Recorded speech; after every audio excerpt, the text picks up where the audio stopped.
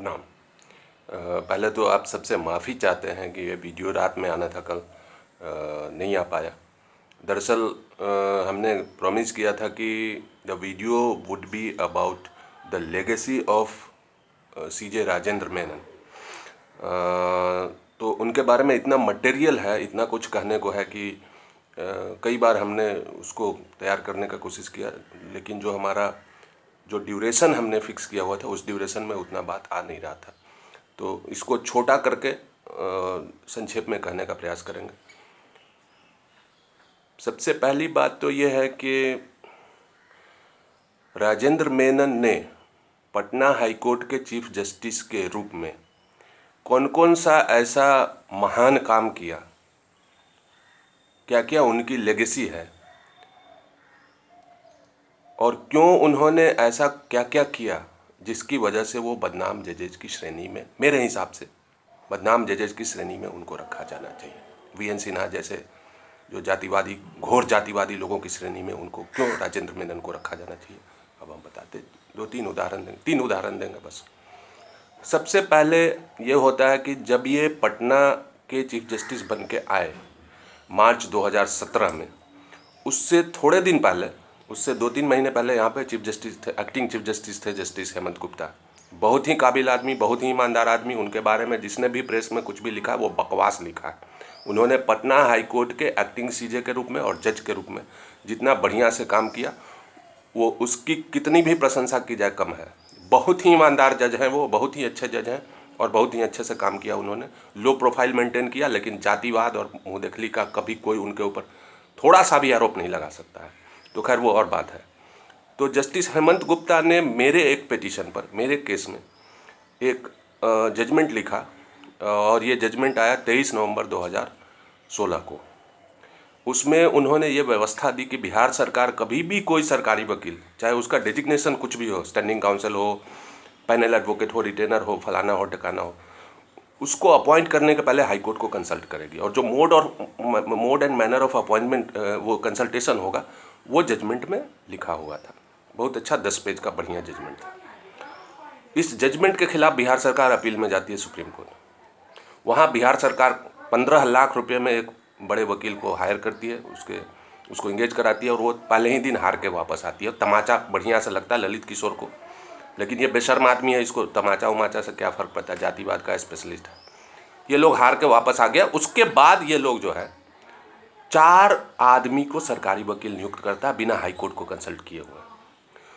तो हमने contempt file किया, क्योंकि जजमेंट हमने कराया था, हमारा केस था, और जस्टिस गुप्ता के बेंच में हमने मेंशन किया। वो बहुत चक्के रह गए कि ये क्या हो रहा है।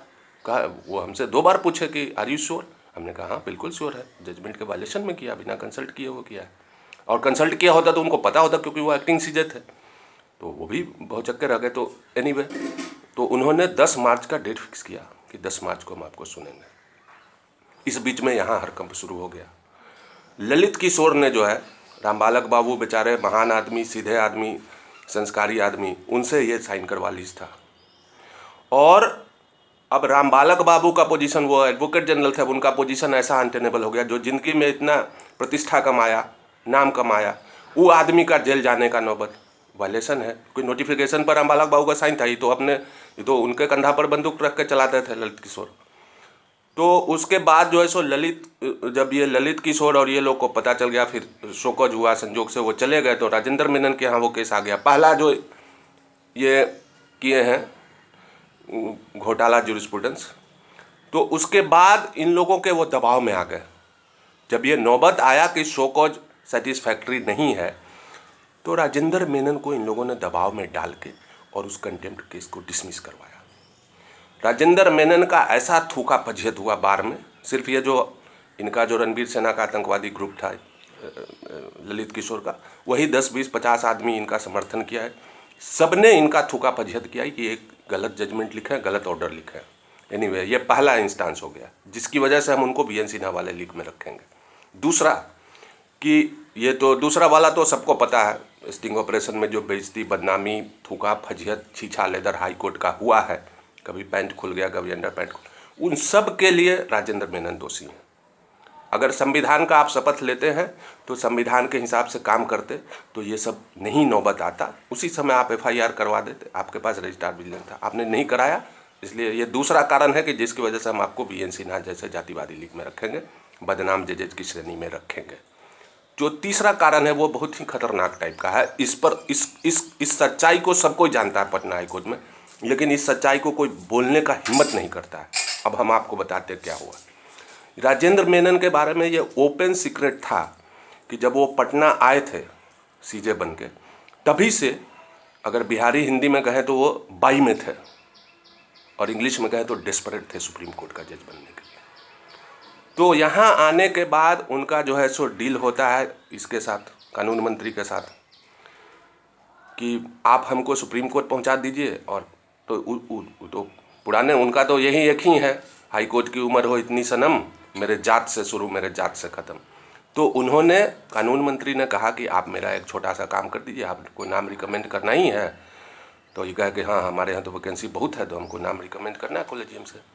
तो आप मेरे एक पुराना मेरा चमचा, नौकर, चेला, चपाटा, बेलचा, मुंशी अंजनी कुमार शरण है, उसको जो है सो हाई कोर्ट जज बनवा दीजिए। जीवन भर मेरा सेवा किया है, वो स्टॉक मार्केट में दलाली का एक्सपीरियंस है उसको लंबा, उसको बनवा दीजिए, बहुत जीवन में मेरा सेवा किया।